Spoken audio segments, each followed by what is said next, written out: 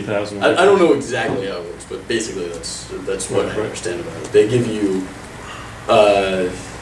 Y Combinator itself gives you somewhere between $10,000 and $20,000 and takes 2 to 6% of your company. Right. I want to say. It's not one of the best deals out there, I don't think. Well, I don't Monetarily, know. there's... Yeah, monetarily for that, but Right. they somehow created a system that really pumps out solid companies. Yeah.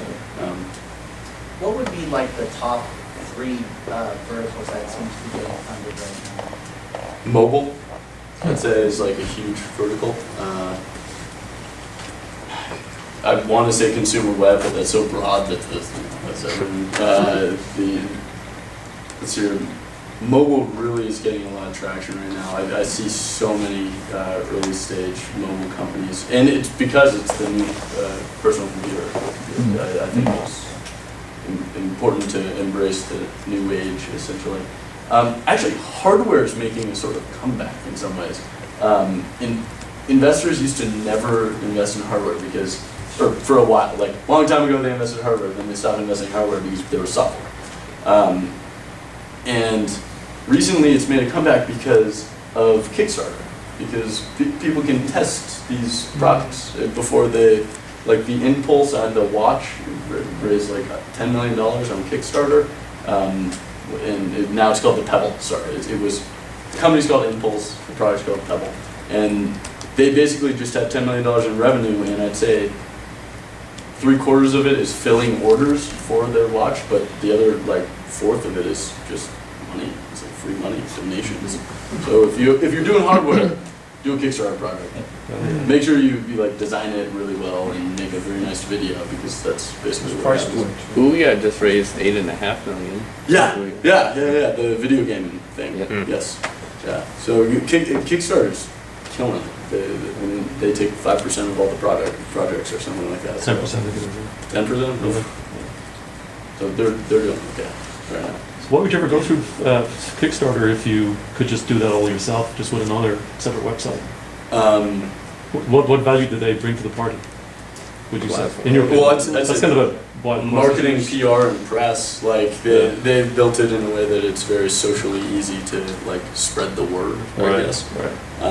And they have mind share right now. It's like I was in New York last week riding in a cab, and one of the Jeopardy questions was, what company allows you to crowdfund for products? And I was like, I have no idea why that is on my taxi screen, but it was really interesting. They must be really doing New York. Oh, they're based in New York. That's why. Okay, figured it out. Yeah. Solved the riddle. Well, one question and then I asked another one, but what do you think of the Facebook stock? Loaded question. However, I mean, if my opinion matters at all, I think it was overvalued in the private market. So there was this, a lot of people lost money when it was private, because it was sort of this restricted thing. It was like, oh yeah, no, I'm an investor in Facebook, whatever. And everyone had it. It was sort of like all of a sudden it became not cool because everyone had it. But then they went public, and all I have to say is that during that IPO, they raised $5 billion. $5 billion is a lot of money. So in my head, it was a success because they actually raised that much money. The company's still super profitable. They actually hit their numbers this quarter.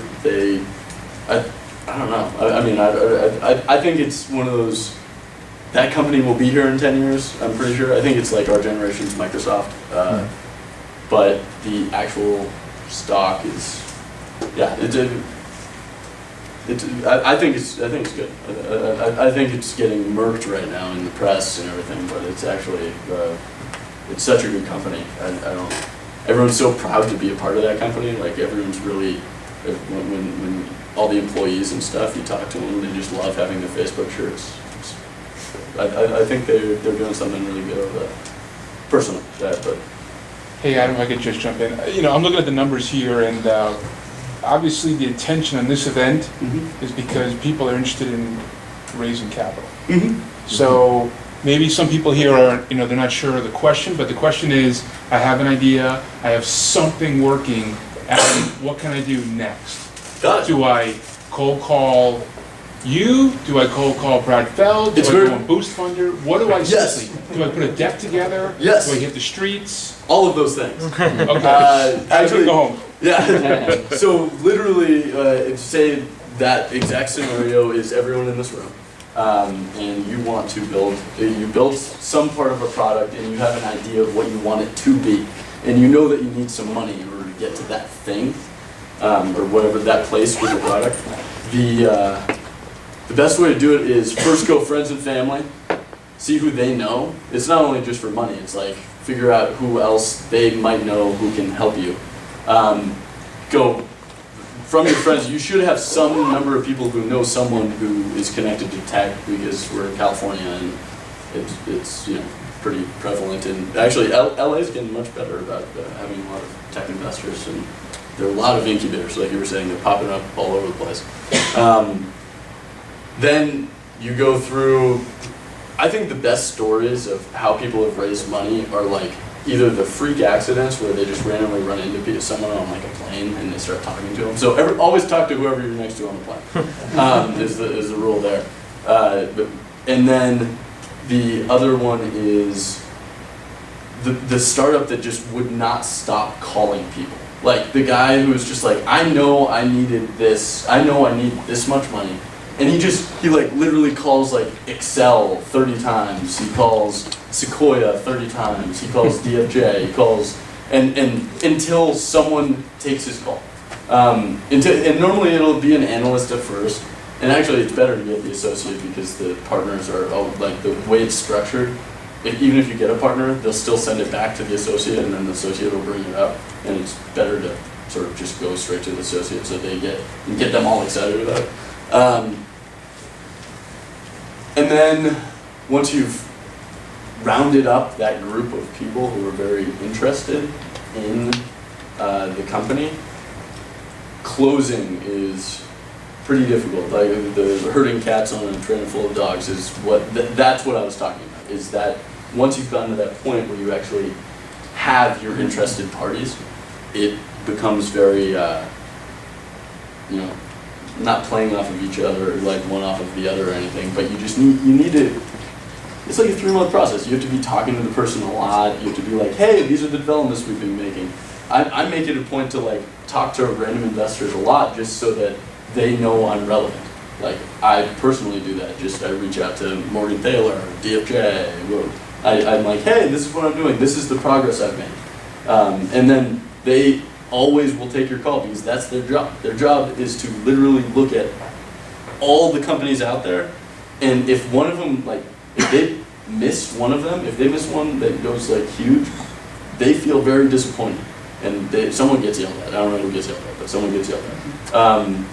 And it's really funny because in that way, a lot of people are on the same playing field. It's sort of like their job is to look at all the great, cool stuff that people are doing, and that, like, it doesn't matter if you know them or not. They have to talk to you. It's just does that answer your question? Sorry, over here. That was your question. Does that answer your question? Well, some angel funds, VC funds, there is no contact information for them. Okay, yeah. So don't it's call got to be those an people. invite. Yeah, it's very It's very difficult to get to those. I've experienced this. I mean, my whole job at Expert Financial was basically trying to get into things like that. I would, like, meet those people, and it's very difficult.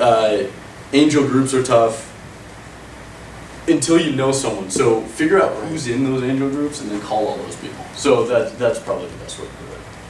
So about that, I mean, the whole likability factor, Mhm. the fact that people tend to like them. One thing is like... It's like dating.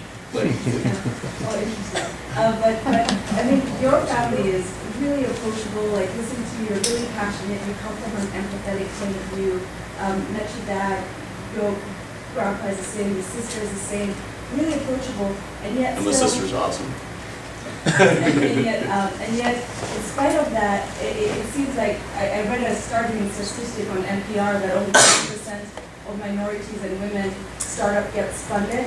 And I'm wondering if it's that whole like ability or like attraction. That means it's time to go out and do it. When everyone's thinking, oh, it's never gonna happen, that's when you go and get it. That means they're looking for like the women minorities right then.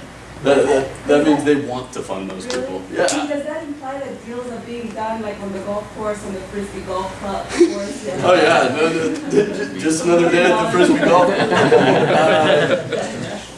No. There are. Let's see here. What's the best way to answer that? I don't know. I don't know how people get statistics like that, like in general, because I don't know how you.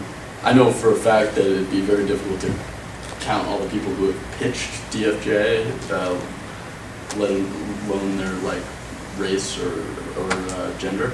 I think 1% of anybody getting funded is a good number. Yeah. Oh, yeah. Well, anyway, I mean, it's like 99% is probably fail. yes. Yeah. Across well, the it's board, 9 right? out of 10. Yeah. So In general, think yeah. about 9 out of 10. But actually, it's 9 out of 10 out of the ones who get funded. Succeed at raising money. Yeah. Well, it's. Hundreds fail. I think those statistics are out there to like prove them wrong. I think that's the best way to think. Well, I think that if you look at the top startups that you just showed in the slide, right, Yeah. Zynga, Twitter, Yelp, Yeah. like all PayPal, Got it's it. kinda, you're looking at the same kind of profile person. And I love your thought that it is time. It's just a question, is there a ceiling or do you feel like, no, not really? Just curious. I mean, to be honest, I hadn't even really thought about it, and I apologize for that. But I mean, I know, at least for my dad, he has funded. I really don't think so, because it's really about the idea and the person. It's not. I don't know. If they're really good, they're not caring about like gender or ethnicity. That's how I would think about it. I have a comment. Yeah, sure. I feel like it circles back to the networking aspect of it. Who do you impress? Right? You're saying minority and women. I moved to this country 6 years ago. Got it. I have a lot of ideas, but I don't have a network. I'm not part of any school. Yeah. I worked for a startup. I worked literally 18 hours a day. Sometimes I slept in it was a warehouse. I slept literally with 4 hours and we worked like crazy. They just got bought out by aliens. Oh, great. And they're doing great, but I'm no longer a part of that company. Okay. And So you're saying how to get into that network Right. of people. I mean, really, it's things like this. that's I mean, it's really about getting out and talking to people and figuring out who knows who. I mean, it's a lot of who knows who and figuring out who those people are. Just get so many friends. I mean, you brought up my sister. My sister, God, she has so many friends that her network is ridiculous. I don't know if you guys know what my sister does, but she interviews entrepreneurs on the show called The Valley Girl.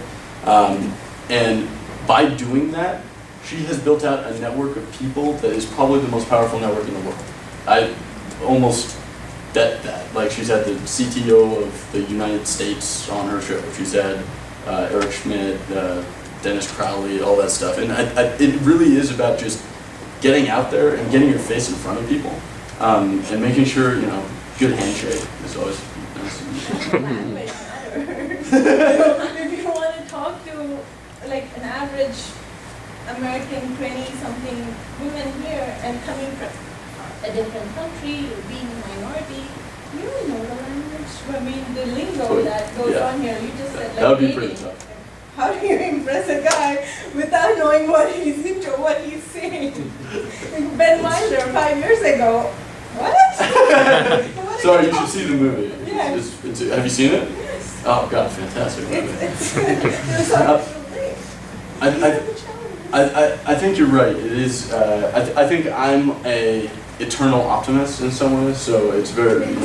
Yeah. So it's. But the.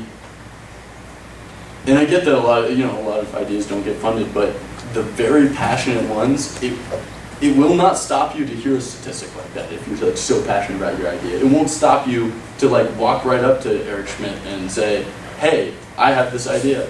And my dad almost invested in a company that a guy walked up to him in an Apple store and said, "Hey, I'm doing this thing. It's called."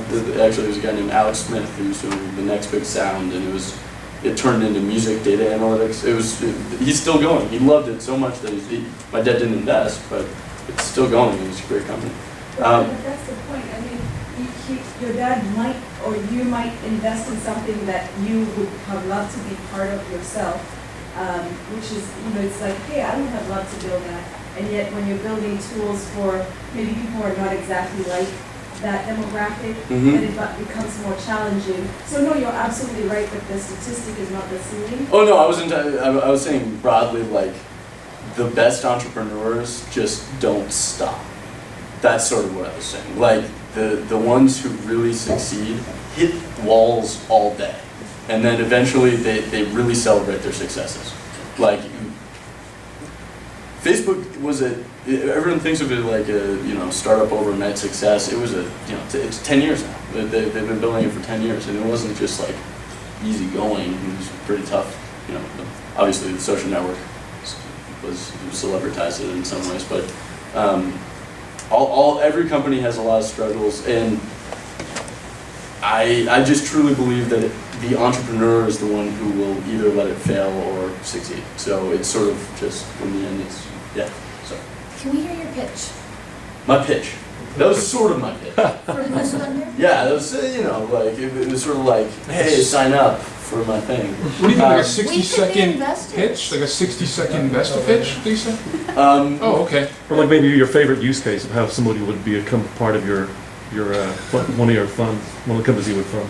What's your best case scenario? My best case scenario is a company that sets let's hear, that's not the best way to put that. The best case scenario, so my pitch first, whichever way you like that. I'll do your pitch. So I'm pitching the startup marketplace. I want to be able to connect investors with startups. That's basically the quick pitch. Do you want, like, I don't have a 5-slide deck on me. Is that what you want? Just whatever you would say to an investor. If I said, Oh, that's what you, okay, you're saying. Here's my investor, I speak for him because he can't even think about you right now. So just lay it on me. Oh, he can't even think about me, he's thinking about his other companies. Impress him.